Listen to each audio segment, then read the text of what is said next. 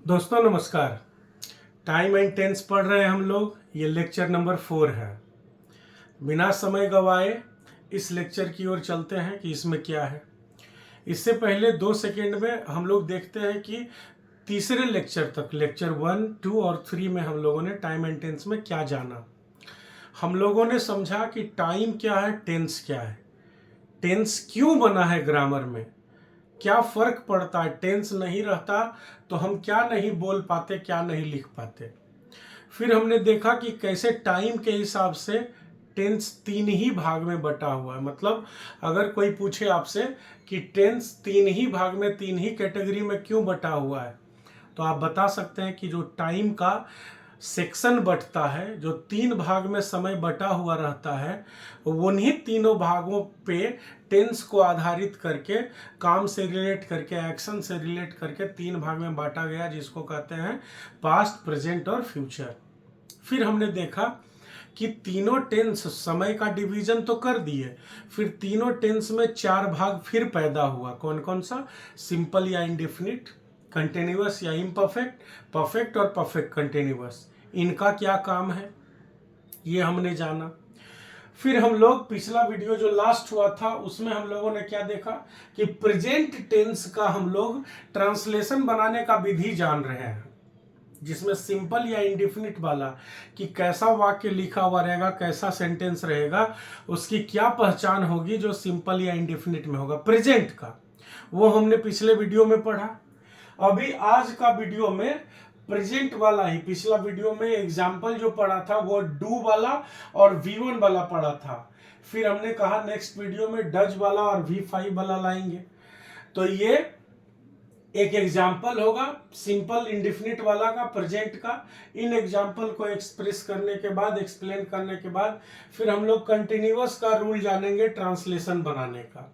फिर इस स्लाइड को जब मैं एक्सप्लेन कर दूंगा तो अगला स्लाइड में फिर इस पे ट्रांसलेशन जो एग्जाम्पल दिया हुआ है उसको चारों पांचों फॉर्मेट में बना के दिखाऊंगा कि कैसे बनता है। फिर हम चलेंगे प्रेजेंट परफेक्ट, फिर प्रेजेंट परफेक्ट कंटिन्यूअस, इसी तरह से पास्ट और फ्यूचर में ट्रांसलेशन बनाने के रूल्स और एग्जाम्पल्स साथ साथ में समझते जाएंगे। किस सब्जेक्ट के साथ कौन सा हेल्पिंग वर्ब लगता है, कैसे यूज करना है, वो समझते हुए तब हम टेंस के बाकी नियमों की ओर बढ़ेंगे जो इम्पोर्टेंट तो ये भी है। लेकिन जो थोड़े बहुत जानते हैं, जिन्हें ट्रांसलेशन बनाना आता है, उनको लग रहा होगा आसान है। ठीक है, जो बेसिक्स से पढ़ रहे हैं, जीरो से पढ़ रहे हैं, जिनका बिल्कुल कमजोर है, उनके लिए ये बहुत महत्वपूर्ण है।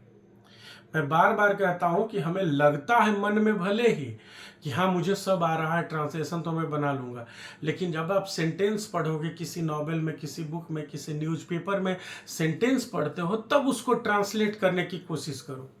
रियल में अगर आप सीखना चाहते हैं तो कोई हिंदी में कहानी लिखी हुई है, कोई एक पैसेज, पैराग्राफ लिखा हुआ है, आप उसको ट्रांसलेट कीजिए। राम आम खाता, यू माइट नो दिस, आप जानते होंगे कि राम आम खाता है, वह प्रतिदिन यहाँ आता है, मैं साल में 5 बार पूजा करता हूं। ये सब ट्रांसलेशन आप बना लेंगे, no doubt, I believe that. But कोई एक पैराग्राफ लिखा हुआ है, चाहे आप न्यूज़पेपर स्पोर्ट्स वाला न्यूज़ पढ़ रहे हैं, इकोनॉमी फिनांस वाला न्यूज़ पढ़ रहे हैं, चाहे कोई भी एक जनरल न्यूज़ पढ़ रहे हैं, तो उसका एक पैराग्राफ को ट्रांसलेट कीजिए। तब रियल जो डिफिकल्टीज है वो आपको समझ में आएगा कि अरे ये सब कैसे बनेगा भाई। तो वहां पर रियल इंप्लीमेंटेशन है, लैंग्वेज की रियल समझ वहां से आपको आएगी। इसलिए मैं कहता हूं कि अगर इंग्लिश लैंग्वेज आपको डेवलप करना है, इंग्लिश लैंग्वेज सच में सीखना है, तो टेंस, वॉइस और नरेशन, इसको जितना पकड़ सकते हैं, जितना निचोड़ सकते हैं, जितने अच्छे तरह से इसको समझ सकते हैं, उतना अच्छे तरह से समझिए, आपका लैंग्वेज उतना अच्छा डेवलप करेगा। हाँ, उसके साथ आपके पास वर्ड मीनिंग का होना नो डाउट जरूरी है, ये तो आप विश्वास करते ही होंगे। तो क्या है ये एग्जाम्पल मैंने लिया, ये कहता है मोहन हमेशा मेरी मदद करता है। आमतौर पे आप देखोगे कुछ किताबों में, नोट्स में या कोचिंग सेंटर्स में भी, ट्यूटर्स भी, जो प्राइवेट ट्यूटर्स कोई भी हो जो इंग्लिश पढ़ाते हैं, वो कहते हैं क्या कि पहचान है कि ता है, ते है, ती है, इत्यादि, है ना। ये क्या है? ये सिंपल प्रेजेंट की पहचान है। मतलब कोई भी वाक्य लिखा रहे तो उसका क्रिया के अंत में क्या है, देखिए ता है, ते है, ती है, ये सब रहता हुआ वहां जाता है, आता है, खाता है, खाती है, पीते हैं, सोते हैं। तो वाक्य का जो वर्ब होगा, वर्ब के लास्ट में ता है, ते है, ती है लगा हुआ रहे, तो वैसा वाक्य का ट्रांसलेशन बनता है सिंपल प्रेजेंट में, माने प्रेजेंट इंडेफिनिट जिसको कहते हैं, दोनों एक ही हुआ। ठीक है, लेकिन ये तो हुई हिंदी की बात, जो बिल्कुल शुरुआत से अभी पढ़ रहे हैं उनकी बात हुई कि वो सेंटेंस लिखा हुआ देखेंगे और पहचानेंगे कि हाँ जी इसमें ता है, ती है, ती है। जैसे राम मेरी मदद करता है, वह उससे मिलने जाता है, मैं अपने दोस्तों से बातें करता हूँ, हम लोग प्रतिदिन स्कूल जाते हैं, सूरज पूरब में उगता है, पश्चिम में डूबता है, पृथ्वी सूर्य के चारों तरफ घूमती है, हम लोग संविधान को मानते हैं, नेता और आईएएस देश चलाते हैं, ता है, ते है, ती है बार बार लास्ट में आ रहा है। तो ऐसा जो वाक्य होगा हिंदी में, उसकी क्या पहचान बनी? उसकी पहचान बनी कि इसका जब ट्रांसलेशन इंग्लिश में करना होगा तो कैसे करेंगे, तो हम ट्रांसलेट करेंगे सिंपल या इंडेफिनिट, किसका? प्रेजेंट का, प्रेजेंट इंडेफिनिट का रूल लगा के, जो जस्ट पिछला वीडियो में ट्रांसलेशन का रूल लिखा हुआ था उसके आधार पे फिर एक एग्जाम्पल भी दिया हुआ था वीडियो नंबर 3 में, आप देख लीजिएगा प्लेलिस्ट में। और फिर अगला एग्जाम्पल हमने ये वाला दिया है, मोहन हमेशा मेरी मदद करता है, तो क्या हो जाएगा? Mohan always helps me. अब इसी सेंटेंस को इतना तरह से अलग अलग फॉर्मेट में लिखे हैं। ये कौन सा हो गया? ये हो गया असर्टिव। फिर कौन होगा? इंटेरोगेटिव। अब ध्यान रखिएगा हमेशा, मैंने पिछले वीडियो में भी जो सिंपल या इंडेफिनिट वाला ट्रांसलेशन का रूल लिखा है उसमें बगल में इस तरह से इंडिकेट कर दिया है कि कौन सा सेंटेंस कैसा होगा। आगे जाके अलग से इसको इंडिकेट नहीं करूंगा, आप समझ जाना कि इसी पैटर्न में लिखा हुआ है सब। पहले असर्टिव, फिर इंटेरोगेटिव, फिर नेगेटिव, फिर इंटेरोगेटिव नेगेटिव, फिर इंटेरोगेटिव WH वाला। सिंपल प्रेजेंट और सिंपल पास्ट में ही सिर्फ इंफैटिक होता है, बाकियों में इंफैटिक नहीं होता है। ठीक है, तो क्या है? मोहन हमेशा मेरी मदद करता है, ये असर्टिव हो गया। इसका इंटेरोगेटिव बनाएंगे तो हो जाएगा क्या मोहन मेरी मदद करता है। तो यहां पे मोहन के साथ देखिए क्या लिखा हुआ है, मोहन के साथ वर्ब लिखा हुआ हेल्प्स। कौन सा है? V1 की V5 बताइए। ये जो हेल्प्स लिखा हुआ है वो क्या है? V5 है। रूल क्या था? पिछले वीडियो में आप देखे होंगे, आपको याद होगा कि जो सिंगुलर सब्जेक्ट होता है उसके साथ V5 लगता है। जब V1 और V5 चुनने की बारी आएगी तो जो सिंगुलर सब्जेक्ट होता है उसके साथ क्या लगता है? V5। और जब डू और डज चुनने की बारी आएगी तो जो सिंगुलर सब्जेक्ट होता है उसके साथ क्या लगता है? डज। क्लियर? तो यहां पे सिंगुलर सब्जेक्ट मोहन लिखा हुआ है, प्लूरल रहता मोहन और सोहन, राघव और श्याम, सीता और रीता, राघव और सीता, इस तरह से 2 4 5 10 नाम लिखे रहते। या एक और लिखा हुआ था, कौन सा?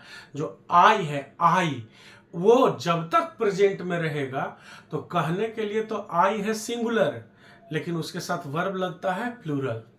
क्लियर?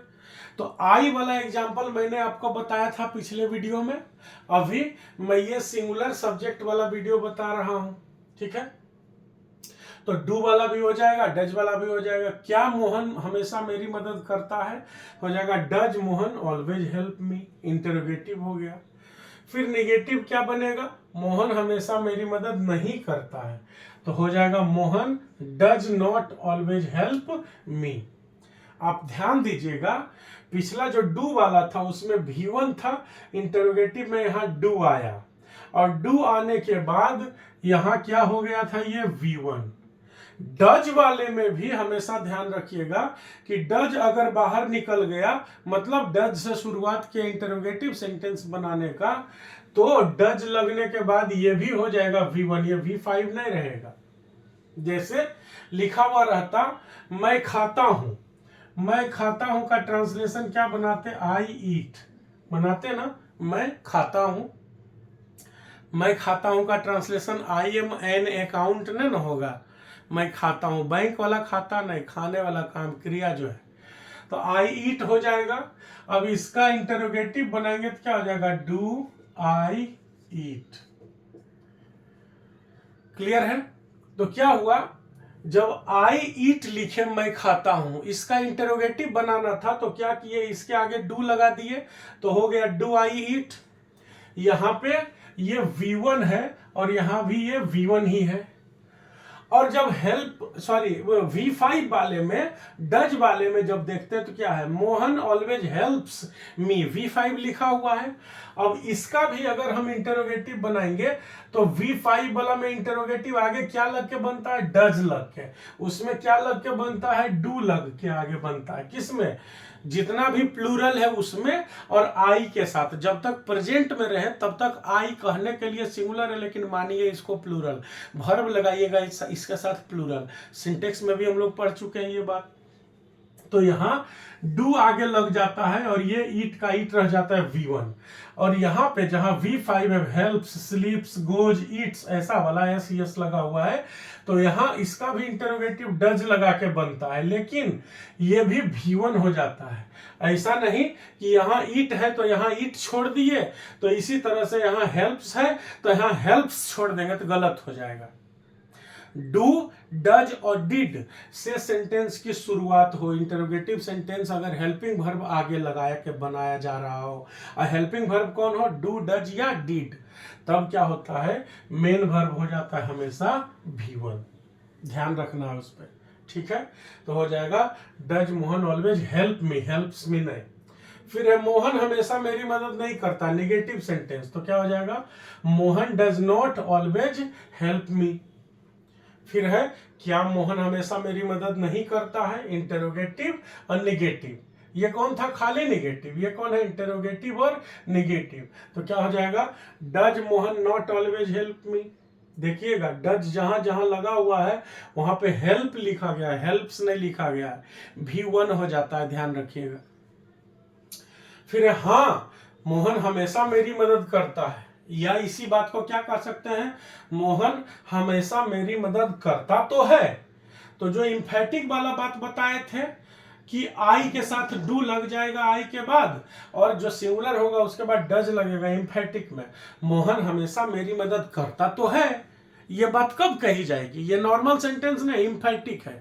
इंफेटिक माने क्या हुआ, ये वाला सेंटेंस कब आप बोलिएगा, जब मान लीजिए मोहन आपकी मदद हमेशा कर रहा है और कोई आदमी जाके बोला कि अरे सुने हैं कि मोहन तुम्हारी मदद नहीं करता है जी, जब भी बोलते हो तो टाल जाता है, तो आप कहेगा नहीं ऐसा बात तो नहीं है, मोहन मेरी मदद करता तो है। कौन बोला कि नहीं करता है, बिल्कुल करता है, हाँ जी बिल्कुल करता है। तो ये इंफेटिक सेंटेंस हो, उस बात को फिर से साबित करना कि नहीं ऐसा है। तो हम इंफेटिक को दोनों तरह से लिख सकते हैं, या तो बीच में पहले हाँ लगा देंगे और कहेंगे हाँ मोहन हमेशा मेरी मदद करता है, या फिर कहेंगे मोहन हमेशा मेरी मदद करता तो है। ये दोनों इंफेटिक फॉर्मेट है। तो हाँ लिखेंगे तो यस लगा देंगे, और नहीं तो ऐसे ही मोहन से शुरू कर देंगे, बाकी सब सेम है। यस के बाद देखिएगा Mohan does always help me, ठीक है। तो सिंपल प्रेजेंट में देखिएगा कि नॉर्मल सेंटेंस में सब्जेक्ट के बाद, नॉर्मल सेंटेंस माने असर्टिव सेंटेंस में सब्जेक्ट के बाद डू या डज हेल्पिंग वर्ब बन के नहीं आता है। कब आता है, जब हमें सेंटेंस को इंफेटिक बनाना हो। तो कोई भी आदमी आपसे पूछेगा, जैसे यहाँ पे है कि यहाँ सब्जेक्ट के बाद इज एमआर लगता है ना हेल्पिंग वर्ब के रूप में, किस में, कंटिन्यूअस में, प्रेजेंट इम्परफेक्ट जिसको कहते हैं, या प्रेजेंट कंटिन्यूअस भी कह सकते हैं। तो इसमें क्या लगता है, सब्जेक्ट के बाद इज एमआर लगता है ना। तो कोई बोलेगा कि बताओ इसमें सब्जेक्ट के बाद इज एमआर लग रहा है हर जगह। प्रेजेंट परफेक्ट में जाएंगे तो सब्जेक्ट के बाद हैज हैव लगेगा। प्रेजेंट परफेक्ट कंटिन्यूअस में जाएंगे तो हैज बीन हैव बीन लगेगा, हर जगह लग रहा है हेल्पिंग वर्ब। लेकिन सिंपल प्रेजेंट और सिंपल पास्ट में जब असर्टिव सेंटेंस लिखते हैं तो सब्जेक्ट के बाद हेल्पिंग वर्ब क्यों नहीं लगता है, यहां क्यों नहीं, Mohan does always help me क्यों नहीं हुआ असर्टिव में, डज लगने पे ये इंफेटिक क्यों हो गया। तो ये कहता है कि इम्फैटिक सेंटेंस, मैंने अभी कहा ना कि सिंपल प्रेजेंट और सिंपल पास्ट में ही इम्फैटिक होता है। तो आपके मन में सवाल आया होगा कि ऐसा क्यों होता है, बाद में बाकियों में क्यों नहीं होता इम्फैटिक? तो इसका ये कारण है, इम्फैटिक माने क्या हुआ, जोरदार। ठीक है, तो कोई भी सेंटेंस जोरदार कब बनेगा? जोरदार बनने का मतलब मैंने आपको क्या बनाया, एम्फेटिक बनाने का मतलब क्या बताया मैंने आपको, कि कोई बात आप जानते हैं, पहले से उस स्थिति अवस्था में है, आपके दिमाग में है, आपको पता है, लेकिन फिर से उसको सही साबित करने के लिए कि नहीं हाँ ऐसा है, क्यों सब कह रहे हो कि नहीं है, उसको फिर से सही साबित करने के लिए जो बात बोला जाए, फिर से उस बात को दोहराया जाए, बताया जाए, तो उसको इम्फेटिक कहते हैं। ये कब संभव है? ये तब संभव है जो बात, जब कोई काम, कोई भी बात पहले से निश्चित है कि हाँ ऐसा होता है, चाहे ऐसा है, इसमें कोई गलत चीज नहीं है, और ऐसा होता है या ऐसा है, ये वाला कंडीशन किससे दिखाया जाता है? सिंपल या इंडेफिनिट से। मैंने आपको बताया था ना कि सिंपल या इंडेफिनिट 4 भाग में बटा है ना, तीनों टेंस, पास्ट, प्रेजेंट और फ्यूचर, ये तीनों टेंस 4 भाग में बटा हुआ है, सिंपल या इंडेफिनिट, कंटिन्यूअस या इम्परफेक्ट, परफेक्ट और परफेक्ट कंटिन्यूअस। तो इसमें मैंने बताया था पिछले वीडियो में, वीडियो नंबर 2 में आपको, कि इस सिंपल या इंडेफिनिट जो होता है उसकी क्या पहचान है, क्या काम है, उसका क्या चरित्र है, क्या गुण है उसका। तो किसी भी टेंस का सिंपल या इंडेफिनिट उठाइए, आम तौर पे होने वाली जो घटनाएं होती हैं, आम जीवन में प्रतिदिन या नियमित रूप से या प्राकृतिक रूप से जो होने वाली घटनाएं हैं, उसको लिखा जाता है सिंपल या इंडेफिनिट में। और इम्फैटिक हम किसको बनाते हैं? उसी को जो आमतौर पे होता है, हम उसको दोबारा बोल के सही साबित कर रहे होते हैं, क्लियर कर रहे होते हैं। इसीलिए सिर्फ इंडेफिनिट में, सिंपल या इंडेफिनिट में इम्फैटिक होता है, बाकी में नहीं होता है। ठीक है, तो क्या यहाँ इम्फैटिक तक समझ गए? अब ये WH वाला है लास्ट में, मोहन कब मेरी मदद करता। अब WH मैंने बताया था वह शब्द जो WH से शुरू होता हो, WHERE where, WHEN when, WHOM whom. तो इसमें मैंने कब सेलेक्ट किया, कब, तो कब के लिए क्या लिखते हैं, वेन। ठीक है, तो when does Mohan help me कह देंगे तो ये भी इंटरोगेटिव हो जाएगा। कैसा इंटरोगेटिव होगा? WH वाला इंटरोगेटिव।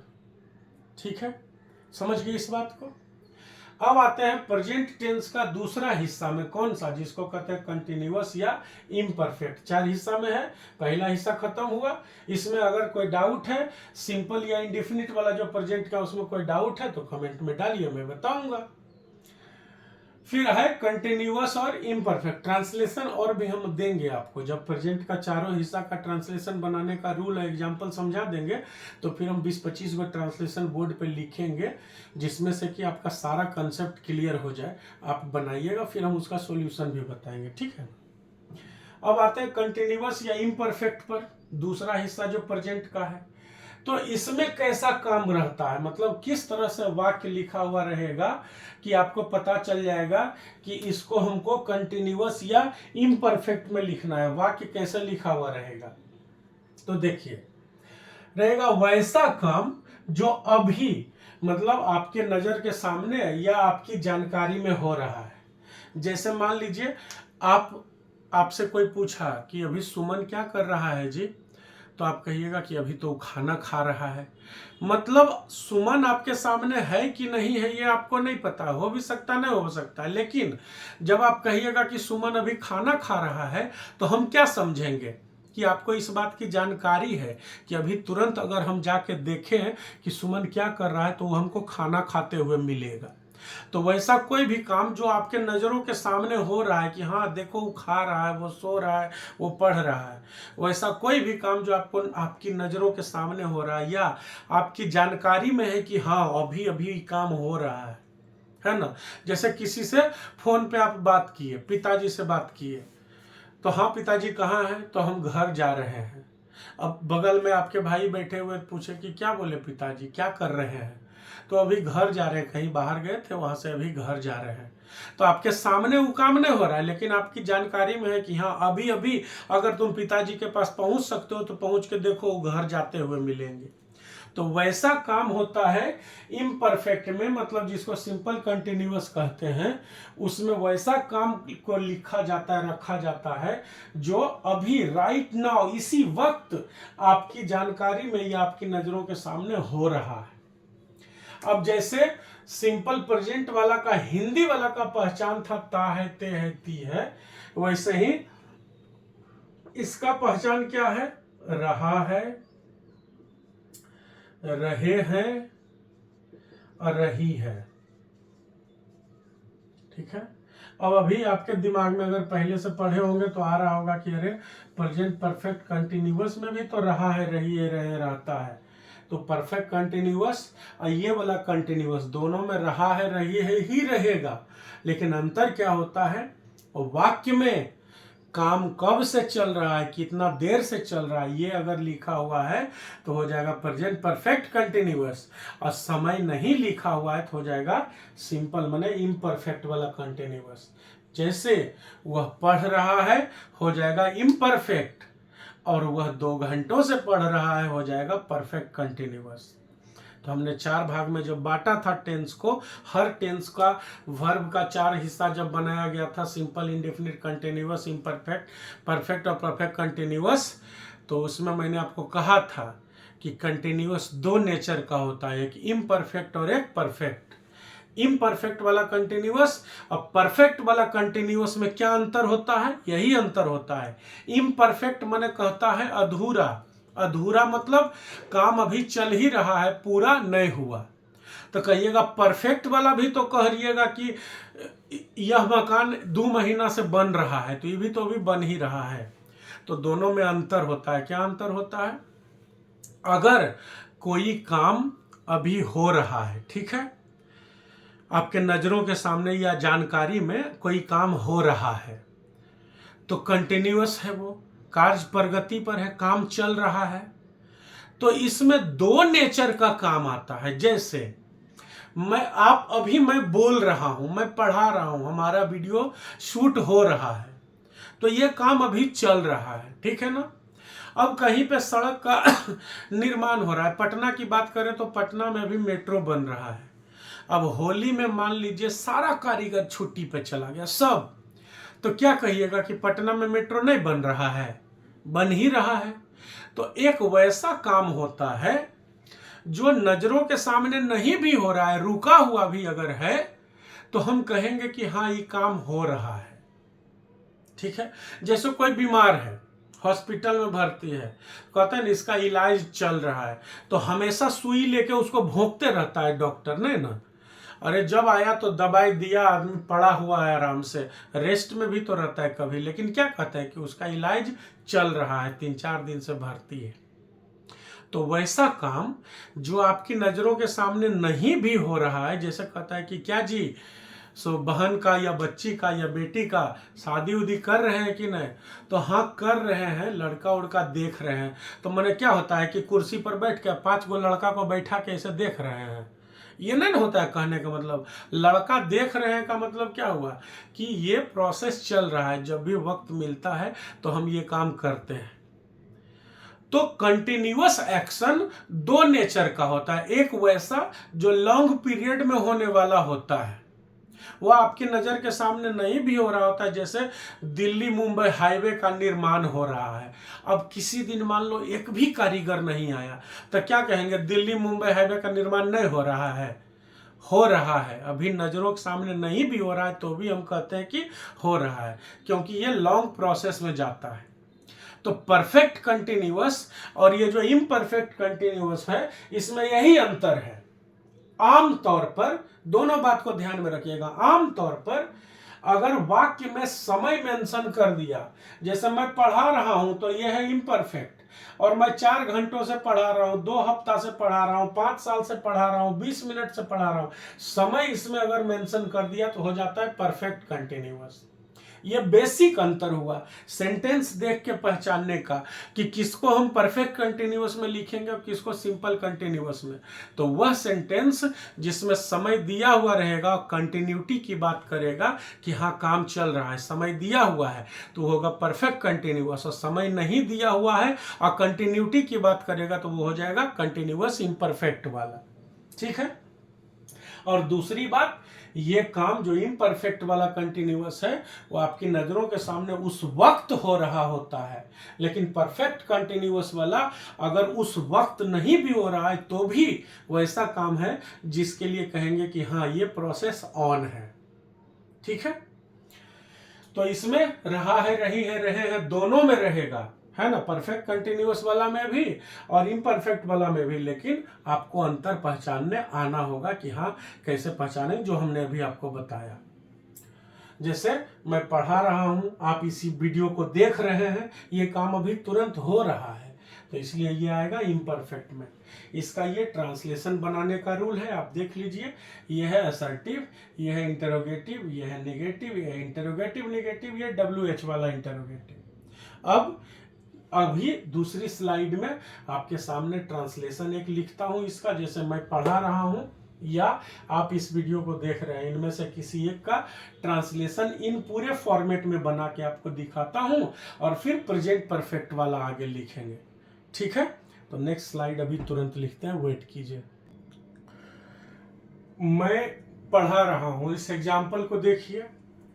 टीच मतलब पढ़ाना होता है, तो इसका ट्रांसलेशन क्या बनेगा, असर्टिव फॉर्मेट में हो जाएगा आई एम टीचिंग। अब इसी का इंटरोगेटिव क्या हो जाएगा, क्या मैं पढ़ा रहा हूं, तो इसका हो जाएगा एम आई टीचिंग।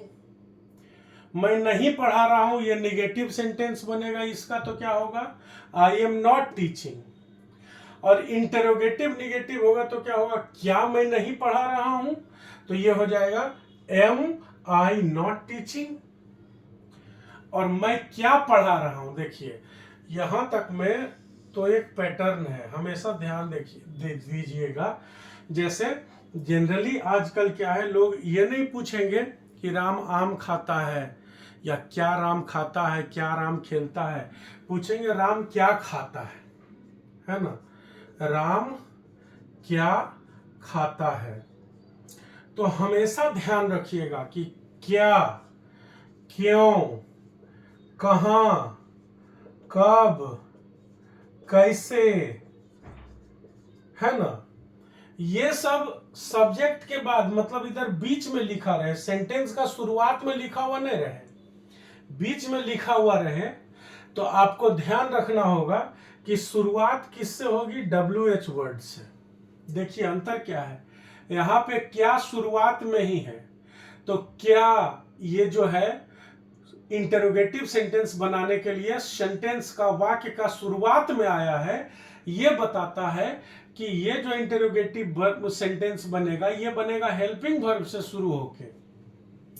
और ये जो बीच में क्या आया मतलब सब्जेक्ट के बाद अगर आ जाए क्या, क्यों, कहां, कब, कैसे, किसे, तब ये वाला क्या जो है वो अपने साथ WH वर्ड लेता है। तो अगर लिखा रहेगा राम क्या खाता है, तो क्या के लिए क्या होता है, व्हाट, तो इसको हम शुरुआत में लिखेंगे। ठीक है। और व्हाट के बाद खाता है लिखा हुआ है, राम क्या खाता है, तो खाता है, ता है, ते है, ती है, सिंपल प्रेजेंट हो गया। सिंपल प्रेजेंट में डू या डज लगता है WH के बाद। अब चूंकि राम सिंगुलर सब्जेक्ट है तो व्हाट के बाद सिंगुलर के साथ डज लगता है, तो इसके साथ भी लगा देंगे डज। और इसके बाद सब्जेक्ट और V1, तो हो जाएगा राम ईट। तो क्या हो जाएगा, राम क्या खाता है, अगर ट्रांसलेशन आपसे पूछे तो होगा व्हाट डज राम ईट। और यही रहता कि क्या राम खाता है, तो हो जाएगा डज राम ईट। आप कहिएगा हाँ खाता है, यस ही ईट्स। लेकिन राम क्या खाता है तो हो जाएगा व्हाट डज राम ईट। अब आपको कहना होगा राम क्यों खाता है, तो हो जाएगा व्हाई डज राम ईट। राम कहां खाता है, तो हो जाएगा वेयर डज राम ईट। तो ये क्या, क्यों, कब, कहां, कैसे, ये जो बीच में आएगा सब्जेक्ट के बाद आएगा, तो यहां WH से शुरुआत करेंगे। ठीक है, तो वैसे ही लिखा हुआ है मैं क्या पढ़ा रहा हूं, तो ये जो क्या बीच में आया तो क्या हो जाएगा, what am I teaching. WH के बाद इज MR लगेगा, उसके बाद सब्जेक्ट, उसके बाद V4 टीचिंग हो गया, ऑब्जेक्ट रहता आगे तो ऑब्जेक्ट बनता है इसमें रहेगा, तो इसमें क्या पूछ ही रहा है तो ऑब्जेक्ट कहां से आएगा जब जानता ही नहीं है तो। ठीक है, अब ध्यान रखिएगा इज MR में से किस में कौन लगता है, तो आई के साथ M लगता है, और आई के अलावा बाकी जितना भी सिंगुलर सब्जेक्ट है उसके साथ इज लगता है, और बाकी टोटल प्लूरल सब्जेक्ट जितने भी होंगे सबके साथ आर लगता है। जैसे तुम पढ़ा रहे हो होता, ये लिखा रहता तुम पढ़ा रहे हो, ये रहता तो क्या हो जाता, यू आर टीचिंग, है ना। रहता हम लोग खा रहे हैं, हम लोग खा रहे हैं, तो क्या हो जाता, वी आर ईटिंग। अब यही वी आर ईटिंग का इंटरोगेटिव बनाना होता तो क्या हो जाता, आर वी ईटिंग। निगेटिव रहता तो we are not eating, interrogative negative रहता तो आर वी नॉट ईटिंग। वैसे ही इसका इंटरोगेटिव निगेटिव क्या होगा, इंटरोगेटिव भी और निगेटिव भी। तो इंटरोगेटिव माने सबसे पहले क्या लिख दो, कौन वाला इंटरोगेटिव, जो हेल्पिंग वर्ब से शुरू होगा, और निगेटिव भी। तो तुम पढ़ा रहे होगा, निगेटिव में क्या हो जाएगा, तुम यहाँ पे तुम नहीं पढ़ा रहे हो, और इसके आगे क्या लगा देंगे तो हो जाएगा क्या तुम नहीं पढ़ा रहे हो, तो क्या हो जाएगा, आर यू नॉट टीचिंग। ठीक है, तो इस तरह से ये रहा प्रेजेंट कंटिन्यूअस या इम्परफेक्ट। आई होप कि परफेक्ट वाला कंटिन्यूअस और इम्परफेक्ट वाला जो कंटिन्यूअस होता है उसमें क्या डिफरेंस है, मेजर पार्ट है ये समझने का, वो समझ में आया होगा आपको। और ट्रांसलेशन बनाना अभी तक जितने भी तरह का था सिंपल प्रेजेंट और प्रेजेंट कंटिन्यूअस आप सीख गए होंगे। अगले वीडियो में आएगा प्रेजेंट परफेक्ट में कैसे ट्रांसलेशन बनाते हैं, फिर परफेक्ट कंटिन्यूअस में कैसे बनाते हैं, सिंस फॉर का यूज क्या होगा, निश्चित समय और अनिश्चित समय की धारणा जो आपके मन में है। बहुत सारे विद्यार्थी हमारे पढ़ते हैं कि 10 बजे से निश्चित है, कौन 10 बजे, तो ये वाला 10 बजे। 5 घंटा अनिश्चित है, कौन 5 घंटा, ये सब वाहियात लॉजिक है, बिल्कुल ही गलत कॉन्सेप्ट है, बिल्कुल बेकार गोबर और गलत कॉन्सेप्ट है, गोबर नहीं ये गलत कॉन्सेप्ट है। तो हम परफेक्ट कंटिन्यूअस में जब आएंगे तो आपको बताएंगे आसान तरीका समझने का, सही तरीका कि सिंस और फॉर कहाँ कैसे यूज करते हैं। ठीक है, तब तक के लिए वीडियोज अच्छे लगते हो तो प्लीज़ शेयर इट अपने दोस्तों को, चैनल सब्सक्राइब करने के लिए भी बोलिए, आप खुद नहीं किए हैं तो कीजिए, वीडियोज को पूरा देखा कीजिए, बहुत हेल्पफुल रहेगा। बहुत एनर्जी बहुत मेहनत लगती है इसे बनाने में। वीडियो में कुछ भी सही गलत लगे कमेंट जरूर कीजिएगा। Thank you, all the best.